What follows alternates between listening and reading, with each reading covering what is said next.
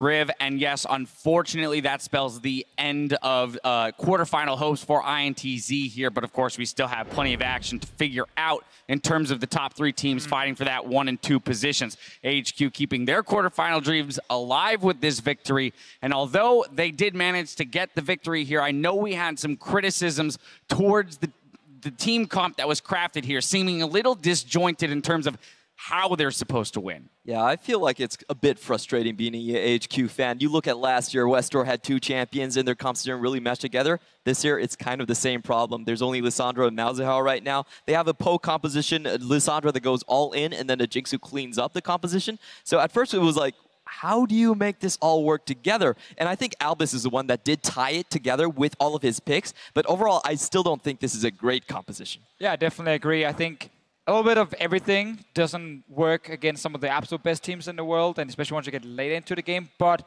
this was a very classic AHQ kind of game where Westdoor is on a teleport champion. He loses lane slightly, and then whenever he has a chance to go to, especially the bottom lane, he goes for it. We saw ITZ not really respect it a few times. If you don't put pink wards behind you and you start hitting the tower against double teleport, you're going to get ganked and you're going to die. So it actually worked out in the end for AHQ, but I think it's more due to them just being a better team than ITZ than the composition being great. Yeah, especially because, again, as you mentioned, we had talkers with full control of that mid lane. You know, Negatron Cloak plus Tier into just Lucidity boots for Lissandra. It kind of looked like that lane was absolutely over, but a couple good double TP plays in the bot lane brought them back into it. Jat, thoughts here? Yeah, that's the interesting thing about this game, because we can see the reasons in which we don't like AHQ playing Westdoor. He cedes control of the lane over to Talkers, but then we also see the reasons that AHQ like playing Westdoor. He had some sick initiations with Lissandra, especially when he was able to flash that Alistair Q in the middle of the team fight, and was one of the big reasons they were able to win this game so quickly as far as 29 minutes are concerned and stay completely alive in this group, up next as EDG. Yeah, that's a very good point. Of course, 25-30 into the game was where AHQ was able to secure a 3-0 plus a Baron and a mid turret on the back end of this fight, all starting with Albus. Yeah, this engage was from so far away. You see the Albus ult go down, and then Lissandra comes in, actually flashes past the Cassiopeia ult, does not get hit, and then you see the Elise Cocoon hitting on the Revolta, does not get the Lee Sin kick to disengage. They get 3 players off that, and Baron, and pretty much end the game pretty soon after. Yeah, and that was the way their team comp is supposed to work. It's a squishy, hard engage comp, if that's a almost... It's a thing now. It's a thing. It's now a thing that AHQ can do. But it worked because Lissandra can go in, basically become a tank. Jay speeds everyone up, shoots a shock blast in. And for once, On does a lot of damage in this game. Ziv did not do the most damage on his team. Yeah, On got so many early kills, but to go back to your Westdoor point as well, I think the very interesting thing is when he's playing against a mid laner who's not able to destroy him in the laning phase, you can actually play Westdoor. You can put him on Lissandra, who loses almost every single lane matchup anyway. Give him teleport and just say, go top or go bot. Literally just get either Ziv or Ana ahead. That's your only job.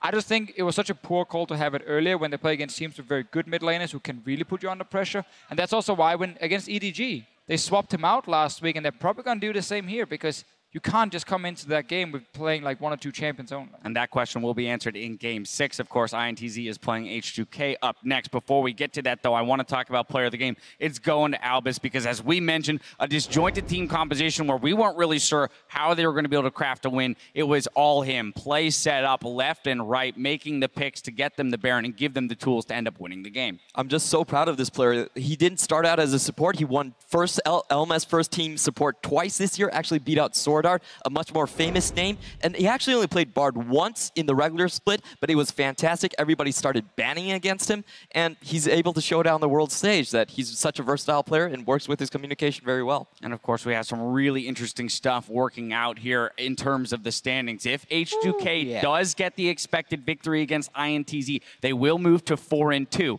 EDG and H2K both sit at 3-2 themselves. So then whoever wins that game would move into a tie with H2K. And of course, that's obnoxious. If for whatever reason ITZ beats H2K and H2K drops to 3-3, we could have a situation where if EDG or H2K or AHQ win, we have a tiebreaker for second place. So no matter what today, we will have a tiebreaker. We just don't know if it's going to be for first or second place. Yeah, let's. That's a lot of stuff. I know that was a lot of information. All agree we don't want H2K in that tiebreaker. That's all we can agree on. Oh yeah, sure. Yeah, okay. but H2K is the only team that's guaranteed to get a tiebreaker. if the other teams that's lose, fair. they're out. That's fair. That's a very good point there. All right, well, ITZ and H2K battle it out after the break, so stay with us.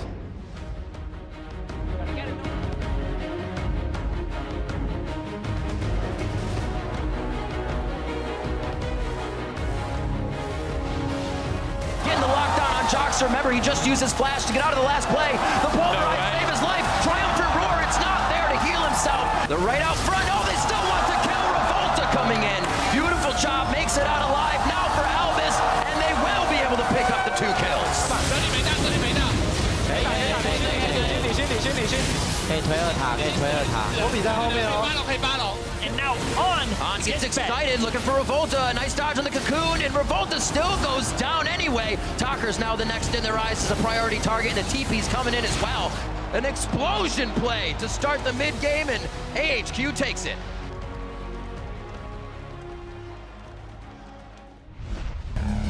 Dare to be different.